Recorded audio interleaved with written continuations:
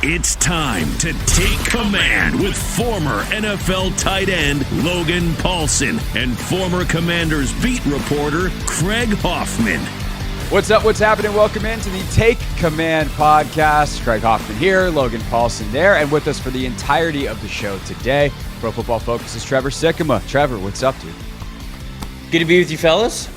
You saying the name of the podcast out loud made me think, what was the podcast named before they were the Commanders, right? I mean, like when they were like deciding what the team name was going to be, were you guys just in like the ultimate limbo of whatever the podcast is going to be? I'm just curious. No. Take Command's a great name, but obviously, you know, it couldn't have been around that. So this is actually a funny story. So Logan and I started a couple months after they changed to Commanders. Okay. So like the pod was not in a Washington football, which like our buddy JP Finley, for instance, they changed from like the Washington football talk podcast to now they're like the Beltway football talk. Like they've changed iterations of names 3 or 4 times. For us though, which I feel like I can definitely tell this story now. Part of the reason the podcast was named Take Command is because when they changed to Commanders, that was kind of the team hashtag. And we're like, well, we can take advantage of that. They don't have a trademark on the hashtag. And they just changed it to Raise Hail. They're kind of entering the next phase here. And so our plan, I don't know whether it's expired. I don't know whether people will still use it. I don't know whether it ever actually worked, but that's how the podcast was named. Not my call, not Logan's call. Someone above us made that decision. I think Raise Hail is actually like a fun thing to say out loud, but the reason why I just laughed is because every single time I hear the phrase Raise Hail, being in North Carolina where I am, I can only say the words praise Dale afterwards for Dale Earnhardt. So it's like, it's just an immediate one after the other. So that's why I laugh. So like Raise Hail, like I said, is actually like kind of like intimidating and, you know, like it's kind of a good hashtag, but I can only think of Raise Hail, praise Dale. And of course, Junior, a huge Washington football fan. It's true. There you go. Full circle. Wow. Full circle. What do you know? What do you know? Believe it or not, that's not what we're going to talk about on the rest of the podcast. Could be. Coming up, Drew. Good call, Trevor. 30 minutes or so from now, we're going to hit a couple things first. But one of the things I've really been thinking a lot about, and I know Logan has as well, is kind of this disconnect between the draft community, if you will, who was and still is very high on Drake Maye versus the NFL. It seems by the end of the process was very, very high on Jayden Daniels and kind of why that is. And so we're going to explore that with Trevor coming up a little bit later in the show. But we want to start league-wide and the surprises of the draft. So Trevor, if I say, what's the biggest surprise of the NFL draft to you? I think probably Michael Penix comes to mind.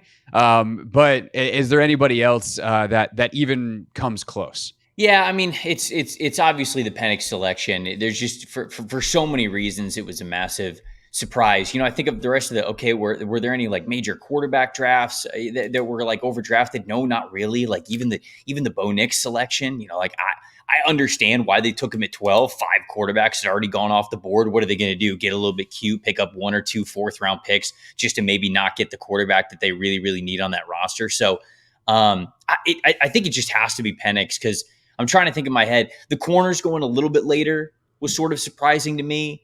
Pass rushers a little bit later, but we thought that was possible. Maybe Brock Bowers falling out of the top 10. But again, for how many quarterbacks went in the top 12, you know, that's half the top 12 right there. So you're losing a lot of spots. You do those wide receivers, we're going to be another 3. So we're just running out of places for Brock Bowers to eventually go. So the number one surprise to me just has to be Michael Penix and what the Falcons were doing. And it's not even necessarily wow, they took this guy really early. It was the team building aspect of it. Like that's the big surprise here. We're one-upping the Aaron Rodgers situation, the Jordan Love situation. Like we're taking that to an insane degree because those guys late first round picked in the 20s. Like you're taking this guy number 8 overall, and then the general manager comes up after the draft and Terry Fontenot says, yeah, I mean, the best case scenario, Penix doesn't have to play for 4 to 5 years. Buddy, 4 to 5 years? You just wasted the whole rookie contract with this guy. And that's part of what makes drafting a quarterback so valuable. Yeah, you want to nail it. And if you nail it and he's great, 4 or 5 years from now, let's say he takes over and he plays another 10 years. Sure, that's a reality that exists where this was a success. But unfortunately, there's just much more likely paths of this pick not really working out the way that you want it to. And it just the aggressiveness of how they wanted to go after the quarterback position this offseason is fascinating. And then the level of luxury pick this was. I don't know if this has ever been duplicated in NFL history, especially for this position. Because you look at Terry Fontenot and his draft history, okay, he drafted a tight end at 4. He drafted a running back at 8.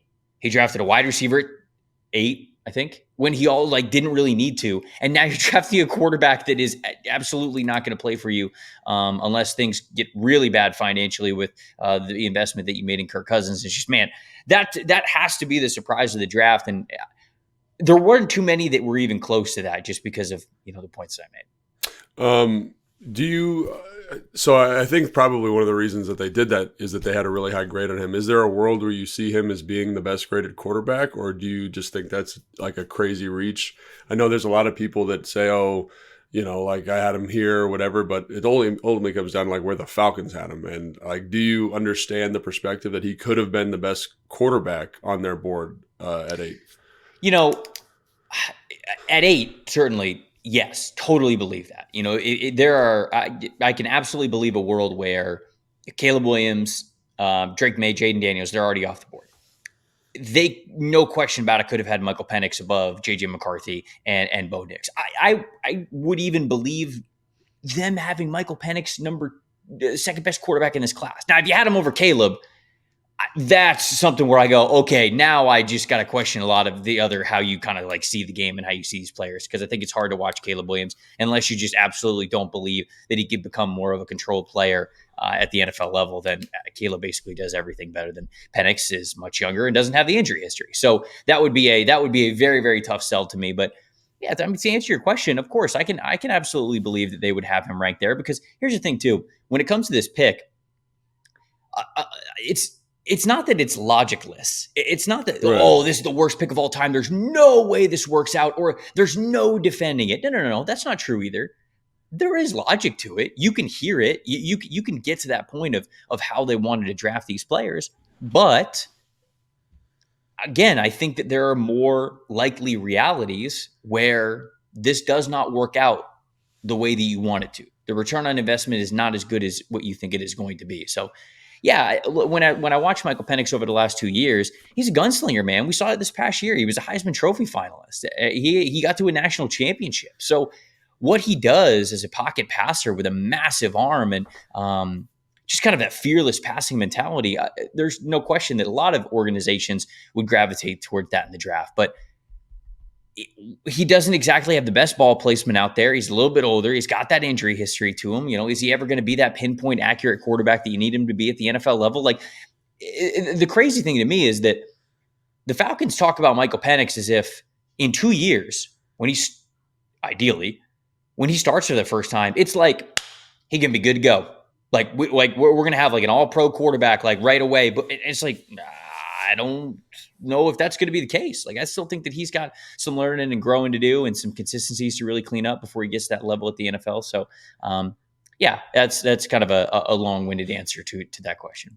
Yeah, I think, Logan, too, we obviously spent a lot of time on this last week, and then we listened to the Move the Six pod, and Daniel Jeremiah brought up a great point about this that we hadn't even talked about, which is the locker room dynamics. When you talk about Rodgers, for instance, in Green Bay, or Favre in Green Bay, when Rodgers was drafted, like, those guys had equity.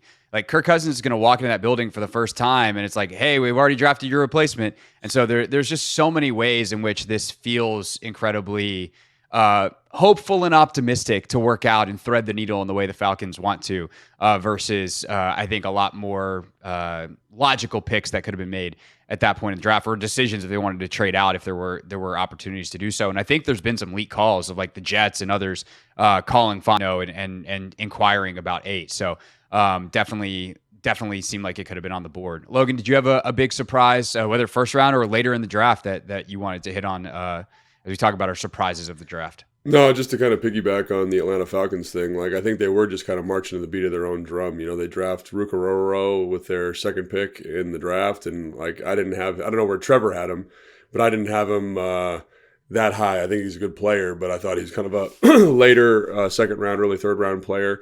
But the thing, I wanted to ask Trevor, honestly, is like, did you have a obviously surprises, but did you have any selections where you're like, man, that is a perfect, that it couldn't have got any better for this team, like kind of perfect fits? Maybe it's for receivers, maybe it's for defensive linemen.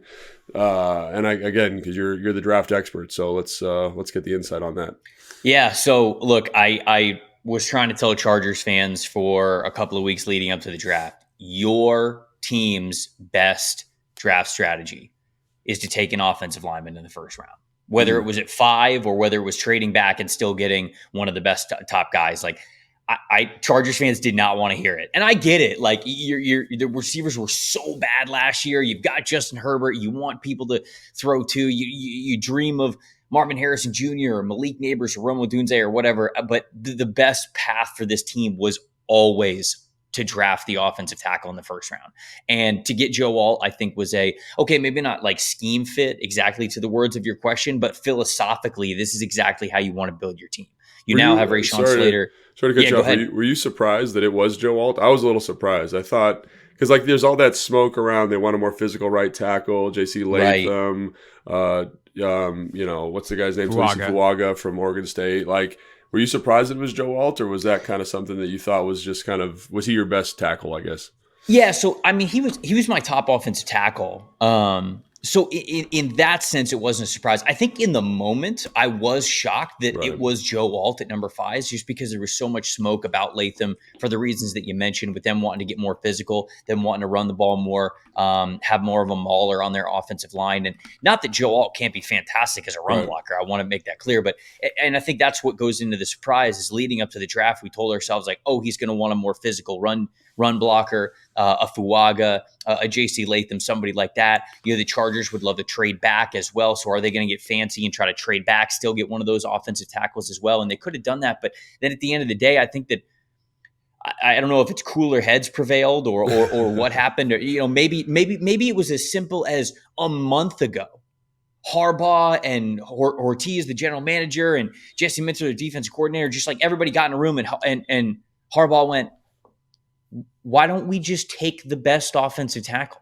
Right. And everybody went, yeah, okay, all right, yeah, sure, I guess. I mean, when you put it like that, yeah. And so, like, I was shocked that it was Joe Alt because of all the smoke and all the hype that we had heard for Latham or a trade back and things like that. But after, like, 60 seconds after it happened, I'm sitting there on the draft show and I go, of course they did. Right? Like, of course they took the consensus OT1 in the draft at number 5 when they needed one. Yeah, of course. So that's kind of how that's been one of those picks that I like the strategy. I like the fit there. That one's a lot of fun to me. I think so. I actually want to shout this one out.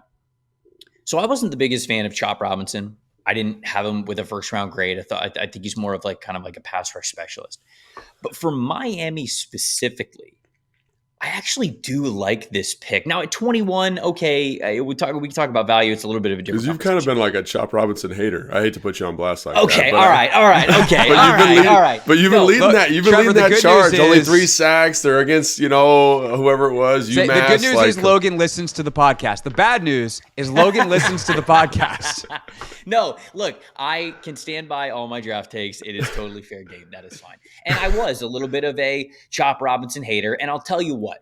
I'm in the same boat, just to be clear, just to like take a little heat off you there. This was a little bit of me looking at last year's class. And everybody in last year's class was talking about Tyree Wilson, right? Oh, Tyree Wilson, top 15 pick, top 10 pick. He's the next type of like Trayvon Walker guy. And I remember watching Wilson last year, and it felt like it was consensus that Wilson was like a top 12 player in this class. And I remember watching Wilson, I'm like, what am I missing? What am I missing with this guy? Yeah, he's big and he's tall, but he doesn't really get off the ball. The pad level's not there. He doesn't have the backfield production. He doesn't really have bend to him. He's just got long arms and he's got a nice speed to power move. Okay, a lot of people have that at the NFL level. Measurables are only so much of a force multiplier when you're not really that much of a diverse pass rusher after that. So I remember giving Tyree Wilson a second round grade, but I didn't really stand on that conviction as much as I wanted to last year. And I felt like I absolutely should have. And that's kind of one of those things you learn the longer you do this as a scout. You get more confidence to be able to kind of get away from the group thing because, kind of what you guys were talking about, what we were talking about a little bit before the show. Like if the NFL sees something way different than how I see it, I mean, I go, well, shoot, I mean, am I just not seeing it correctly? So I was lower on Tyree Wilson, but honestly, like I could have been even a little bit lower on. Now, that's not to say that he's not going to work out, but it was a much less of a guarantee that he was going to work out than I think people were giving it credit for. So now you fast forward to this year, Chop Robinson. As I'm watching him, I'm kind of thinking the same thing. Is a lot of people have this guy as a top 4 edge rusher, a top 20 overall pick on their, or a top 20 ranked player on their big board. You know, you have to bet on players with this athleticism. And I look at him and I go, okay, well, he didn't really have the measurables or the strength level to be able to be a solid run defender. So I'm not sure how I like him when it comes to early down situations. He's got shorter arms and he's got shorter legs. So even though he's explosive, he doesn't really cover a ton of ground when he's getting out of his stance. So offensive tackles can sometimes still cut him off, even though he's a great athlete. When it comes to arm length, he's going to lose that battle against NFL offensive tackles often. And in order to really mitigate that, you have to be fantastic at block shedding and have a lot of different counters and moves. And really, you have to be able to anticipate what offensive tackles are going to do with their hands. And he doesn't. He really doesn't. He just wins as an athlete right now at the college level. And so we saw a pretty high pass rush win percentage because eventually he'd get by these offensive tackles. But the lack of backfield production shows you, okay, well, even though he's getting off the line really quickly and eventually he's getting by these offensive tackles, he's not doing it quick enough and he's not anticipating well enough to actually be able to make tackles in the backfield and end those plays. It only gets harder to do that at the NFL level. If you didn't do that in college, how am I supposed to think you're going to take this massive leap in the NFL, especially when you're not really changing positions? People bring up Micah Parsons all the time, but Micah Parsons was an off-ball linebacker. And then he switched over to edge, so it was a little bit of a different story for him. So when I watch Chop Robinson, I just go, okay, I can see where you are going to be successful. But it's not, I cannot subscribe to, just incredible athlete, just draft him. You got to be able to see how he uses that athleticism. You know, is there more in the tank? Are you going to evolve past that? Are you going to use that to increase different parts of your game? Are you going to be able to get better as a run defender? All these kinds of things. So I look at him and I had him 40th overall on my big board.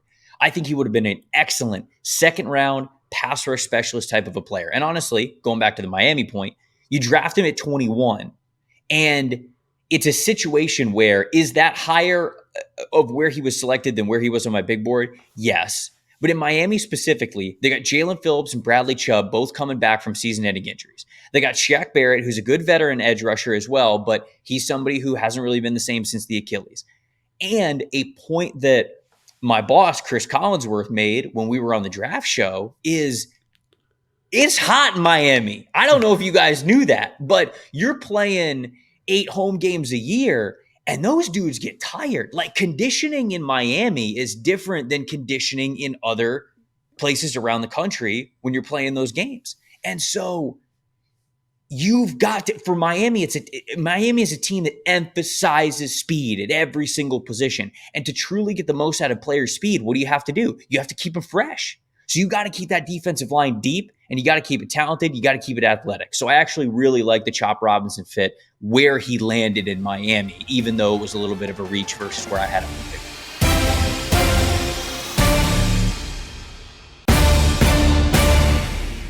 So for the Commanders, what was your favorite pick that they made? And we'll take Daniels off the board. So we're going to obviously talk about him in a few minutes here.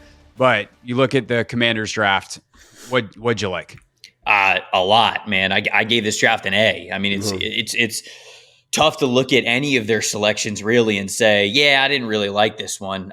Maybe some of the prioritization of it, but if I'm about to answer, and I am, the fact that Jer'Zhan Newton was my favorite pick outside of Jayden Daniels, then I can't sit there and say, oh my goodness, I love that they went best player available approach at that spot and got one of my top 12 players in the class at number 36. And then I can't 2 rounds later go, I wouldn't have drafted Ben Sennett. I would have gone offensive tackle there.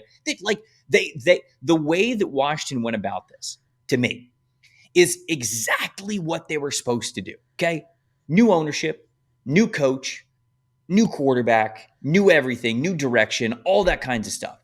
This is a multi-year thing, right? And that's not to say that they're not going to be gunning to win as many games as possible this upcoming year. They are. And Dan Quinn, I think, is somebody who I think has deserved another head coaching shot for a while in the NFL. I'm excited for him. I think that Washington's going to be competitive and play spoiler a little bit this upcoming year. But they know that the Super Bowl window for them is a couple of years away. They got to build it out.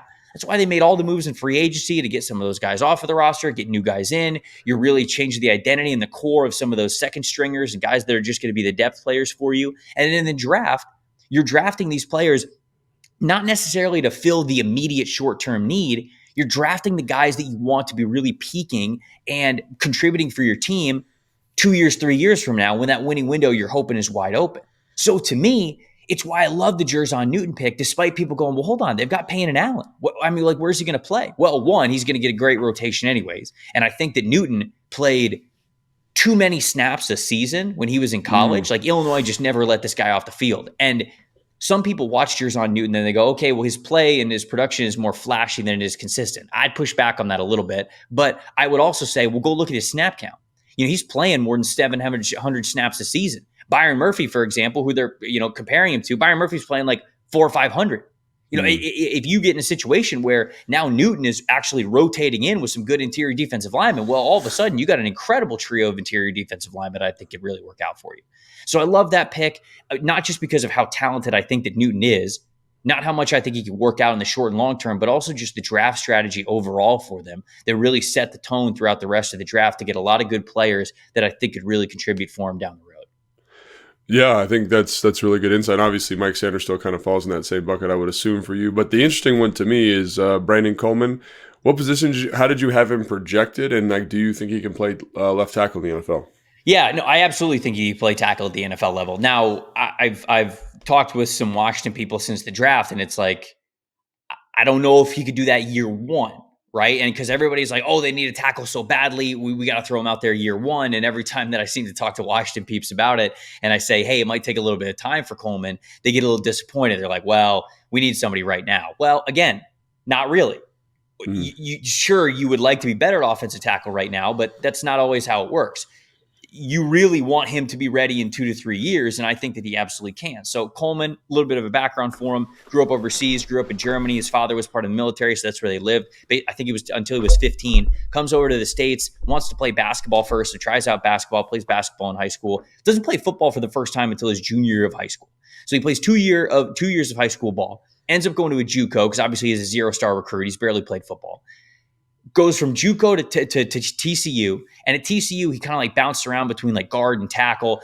I think he could play tackle. I really do. I think he's a really nice athlete. I think he's built really well. He's got good size, he's got good movement skills. He just doesn't quite know what he's doing yet. Like you can see the anticipatory parts of the game where he will, like these are the times that he's been playing tackle, right? I'll watch him and he'll get out of his stance. The kick slide will be beautiful. He'll absolutely beat the edge rusher to the spot. But then if an edge rusher immediately kind of like puts his foot in the ground and then hits him with an inside move, like an arm over, a swim or something, you'll just see Coleman. He was so focused on protecting the outside shoulder that he'll give up the inside shoulder a little bit. And he'll be a little late to, get into that guy's chest and really kind of ride his momentum, keeping him in front of the quarterback, like all that kinds of stuff. So it's that thing where you could almost like see the wheels still turning in his head where he goes like, shoot, I forgot. Like I got it. On my like third step, I have to kind of like plant and be ready to protect myself inside. So to me, Coleman he was one of my favorite developmental offensive tackles in this class. I had him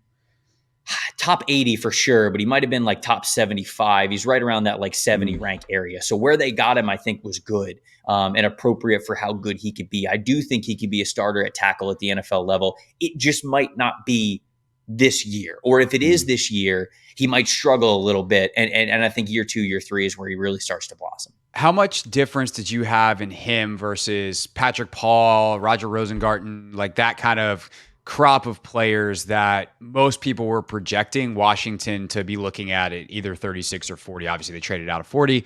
But that was kind of the thought. And even, Logan and I did our preview show. I don't know. We did so many freaking podcasts and so many shows that Thursday, Friday. But I think it was late Thursday night, Logan, when we talked about it. And we're like, what do they do? And we were like, I would expect them to just take a tackle at 36 and then proceed with the draft from there. And then in hindsight, you look at it and I'm like, I don't know. Coleman sounds really intriguing.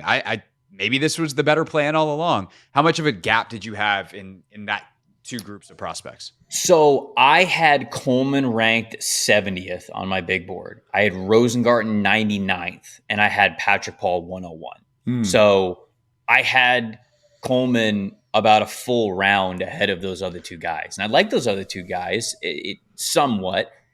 I like Rosengarten obviously more. I think he's a really nice athlete. I think he is a finesse offensive lineman who plays with a chip on his shoulder, which normally those things like don't go together, right? Normally you talk about like these big maulers and you go like, oh, he plays nasty, plays with a chip on his shoulder. And then the finesse guys, you're like, oh, they're just more about like technique and staying in front of you, but they don't have overwhelming power. Well, Rosengarten has that mentality of a mauler, but he's got more of the finesse game. So he's very intriguing to me, but I think he's got to get a lot stronger to really succeed at the NFL level. He's got to put on some weight.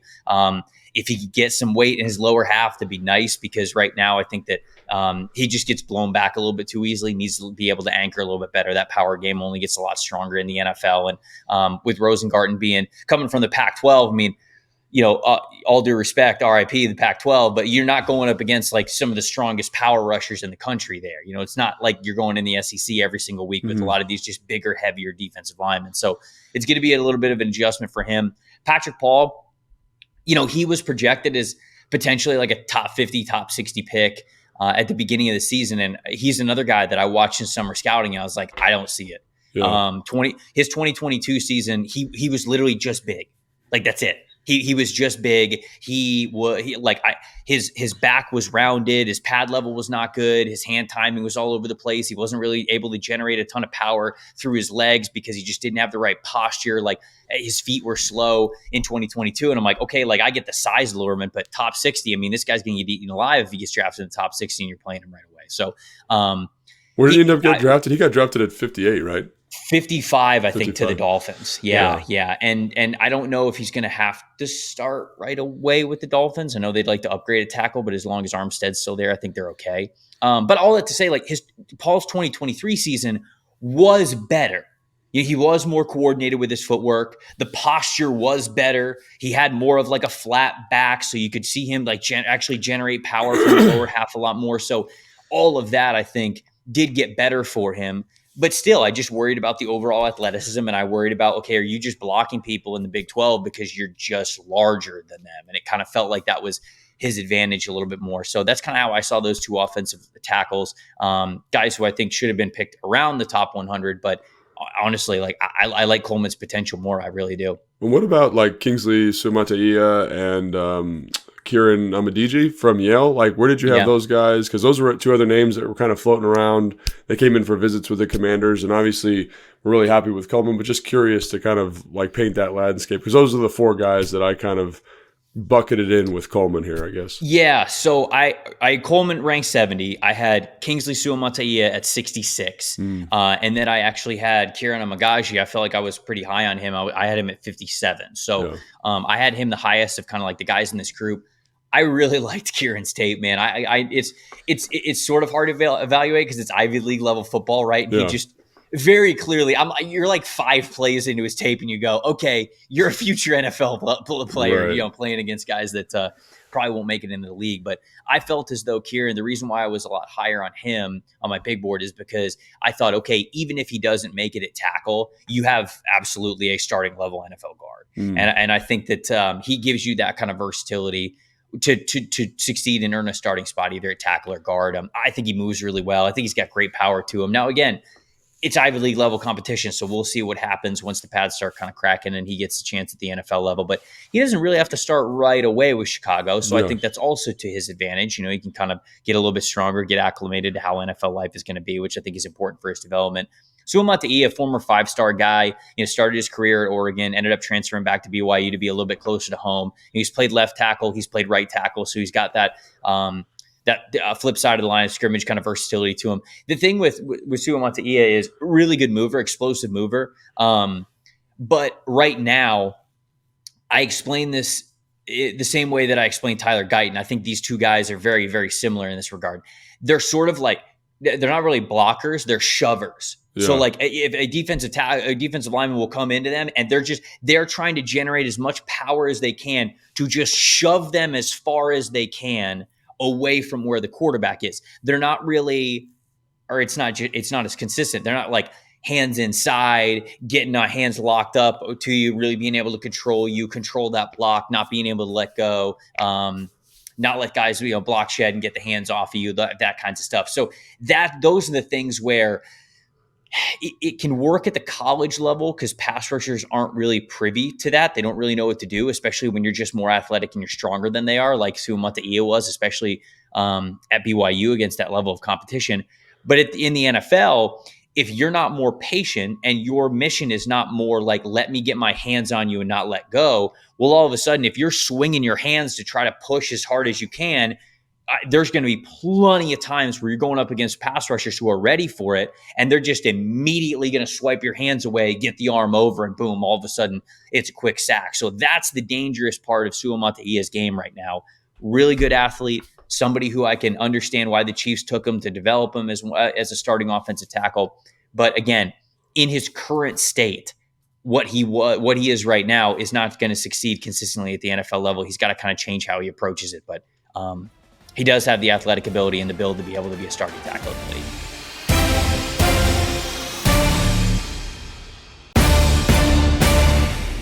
Wrapping up here on Take Command, our guest today, of course, Pro Football Focus's Trevor Sikkema. So the Drake Maye, Jayden Daniels discussion is one that is never going to die, much to, I think, all of our chagrin. But it's the kind of thing that we'll be monitoring for the rest of their careers, obviously. But I think from a draft perspective, it's really interesting to watch Drake Maye be the, not universal, but the favorite amongst, whether it's you, Nate Tice, like Mina. There's so many smart NFL people that look at this and are like, it's obviously Drake Maye, QB2. And then the more and more reporting that comes out about how the league feels, like our buddy John Kine from ESPN obviously did a lot of reporting on this as the Commanders ultimately draft Daniels. And John's like, everybody I talked to, they said Daniels was QB2. You got people like Louis Riddick, who used to work in the league, saying that actually for Louis, he was QB1.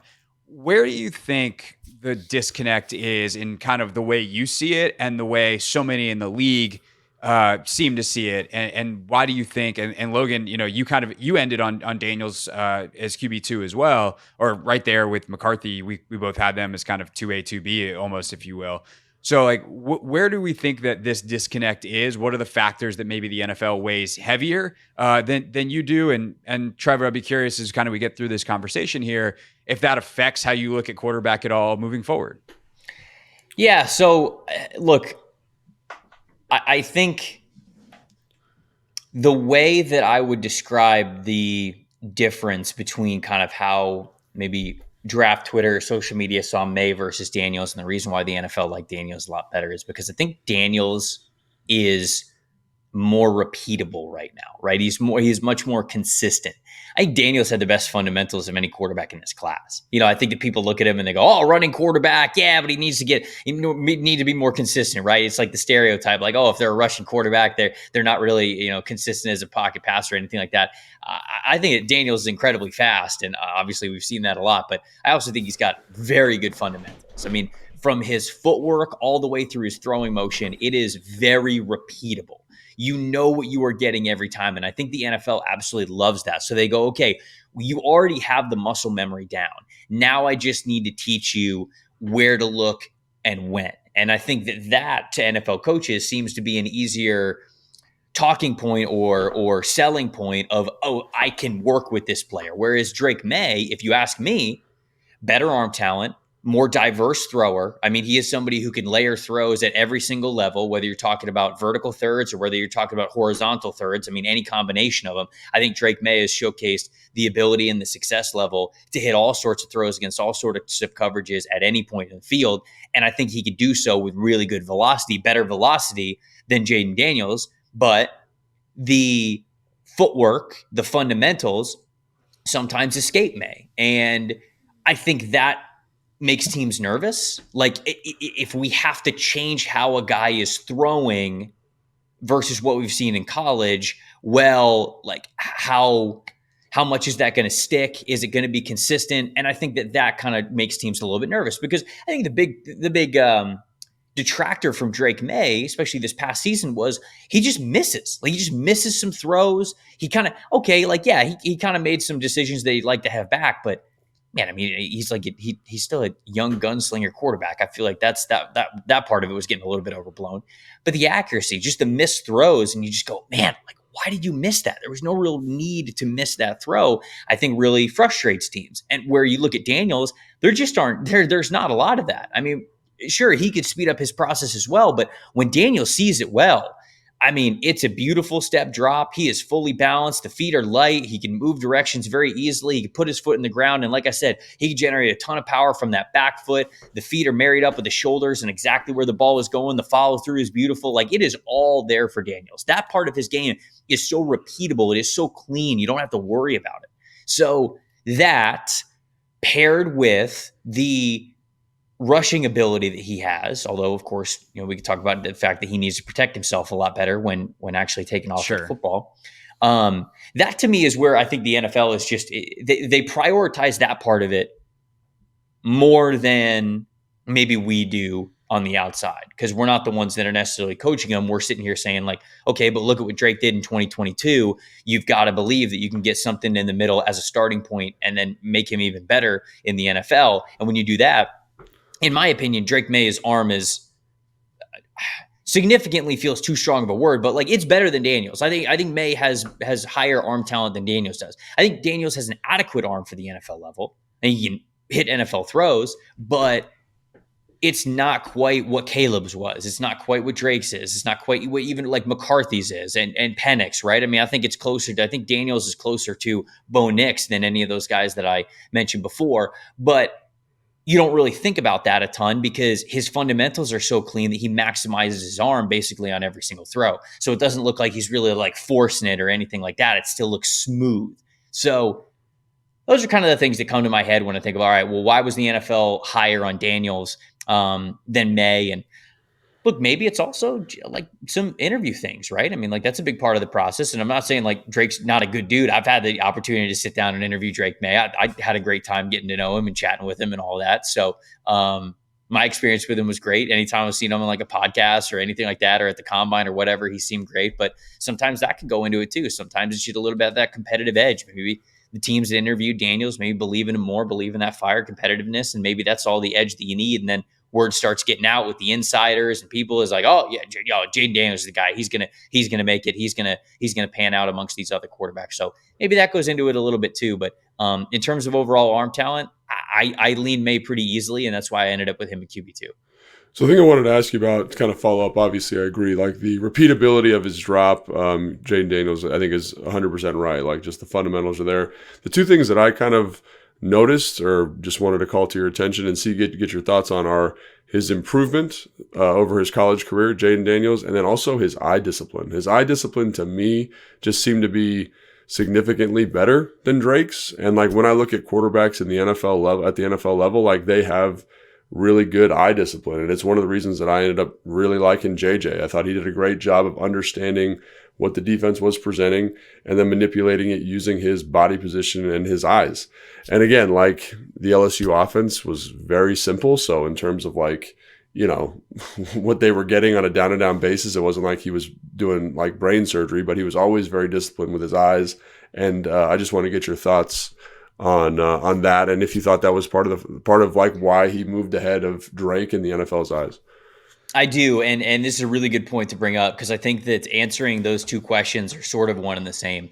I do love Jayden Daniels' sort of path to get to this point, right? You think about him as a quarterback at Arizona State. He was basically just one read, vertical deep shot toward type of a player, or he's going to take off and run. So his time as a starter at Arizona State, he was really just winning off of being a really good athlete and having a pretty good arm. He really wasn't like taking care of the football super well, going through progressions, anything like that. He transfers over to LSU, and you can really tell. I haven't heard him say this, but this is what I think, just because of how much he dedicated himself to this. I think you can tell that he went, all right, I got out of Arizona State. I transferred to the SEC. If I don't take care of the football, I'm not going to last in this league. And if I have to transfer again, like, that might be it. Like, you can tell how much care and attention he put into becoming a better quarterback when it came to making decisions, taking care of the football in 2022. And he had one of the lowest turnover-worthy play rates in the country because of it. Now, the big-time throws were down. The average depth of target was down. He just wasn't taking as many chances. But that turnover, he did not turn the ball over in 2022. Now 2023 comes around, and you could tell he kind of says to himself, or him or his offense coordinator, his quarterback coaches, whatever. It's like, okay, you got the tendencies and the eye discipline, which you mentioned, which is a fantastic point. You've got that eye discipline down. You don't have this, over-aggressive mentality to put the ball in harm's way. But let's step it up a little bit, right? Let's push the ball down the field a little bit more. Let's get a little bit more big-time throws. Let's get the average depth of target back up. And this past year, obviously, as a Heisman Trophy winner, you saw it was the best of every single world. Now, the turnover-worthy play rate was a little bit higher, naturally, just because of how vertical the offense was. But his big-time throws through the roof compared to 2022. The average depth of target, same thing. And the turnover-worthy plays were still relatively low. Now, you talk about like the sacks taken and that kinds of stuff. He's got to get a lot better at not taking as many sacks and being able to get rid of the football a little bit better. But that's something that you can work on. But to your questions, to your point, that journey that he has had, that linear progression of getting better every single year at tangible things. Like you could point out every single step of where he got better. And it was just they say that like progress isn't always linear. And they say that for people, like kind of going through adversity and, saying like, oh, like you get up when you get knocked down.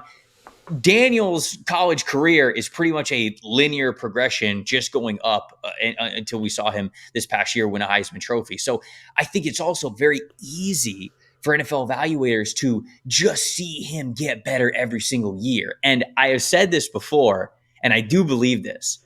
If you flip-flop Drake's 2022 and 2023 season, I think he's QB2. I think he goes second off the board because his 2022 season was better in the eyes of evaluators than 2023 was. And it was just the fact that it's just funny to me that we act like 2022 doesn't really exist or doesn't count just because 2023 was a little bit more recent. It's like, he still did that. Like he still did that a year before. Just the offense was a little bit different this year, and it just wasn't the same year for him and the rest of the team. So I wonder where we're at if Drake Maye's 2022 and 2023 seasons were flipped, even with the progression that Daniels had. I kind of feel as though Maye would have been QB2 at that point, which is again what makes this conversation a little bit silly to me.